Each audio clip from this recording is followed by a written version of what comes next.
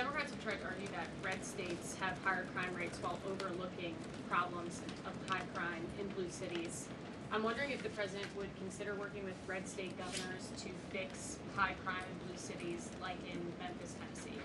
So first of all, I want to get to the premise of your question, Reagan, which is being pushed by Democrats, that there is crime in red states. Of course, there is crime in all states, but the crime in these cities is all in cities that are run by Democrats. If you look at the list of the top 20 high crime cities in the United States, every single one, with the exception of one in Louisiana, is run by a Democrat. And these Democrats have supported the same policies that I spoke about at the beginning of this briefing, like cashless bail. If you look at a red state, Mississippi, but a Democrat-run city in that state, Jackson, in 2019, Jackson, Mississippi eliminated cash bail for virtually all misdemeanor cases. And while Jackson is not formally a sanctuary city, the state of Mississippi formally banned sanctuary cities, and this city has acted as a de facto sanctuary city for criminals and illegal aliens since 2017. Same thing, Birmingham, Alabama, a Democrat-run city in a red state. In 2017, the Birmingham City Council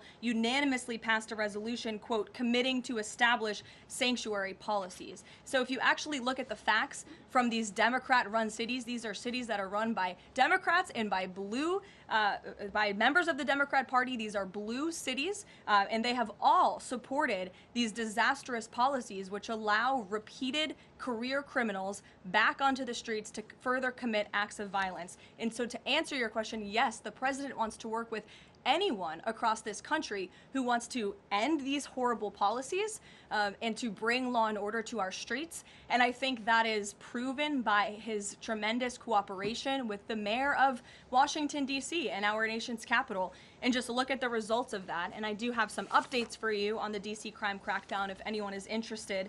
There have been a total of 2,177 arrests made since the start of the operation on August 7th.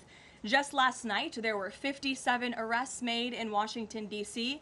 Of the 57 arrests, there were 14 illegal aliens who were arrested, many of whom had prior criminal histories. And other arrests just last night in our nation's capital, so you all can be very grateful for this. Our great men and women of law enforcement, both federal and local, working together as they should, made an arrest on a warrant for assault with the intent to kill. The subject shot 2 adult males after an altercation. They made an arrest on a warrant for an armed carjacking. The subject assaulted an adult male in the face with a firearm and then took his keys. We also made an arrest on a warrant for simple assault and the destruction of property and subsequently charged with second-degree theft.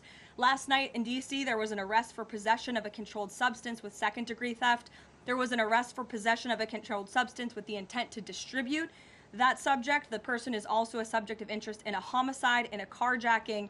Last night in D.C., we also arrested a felon in possession of a firearm who was carrying that firearm without a license. So these are the career criminals. These are the bad guys that we are picking up in Washington, D.C. every day. The president would love to do this in every Democrat-run city across the country, and he hopes that more Democrats will call the White House to allow us to help them.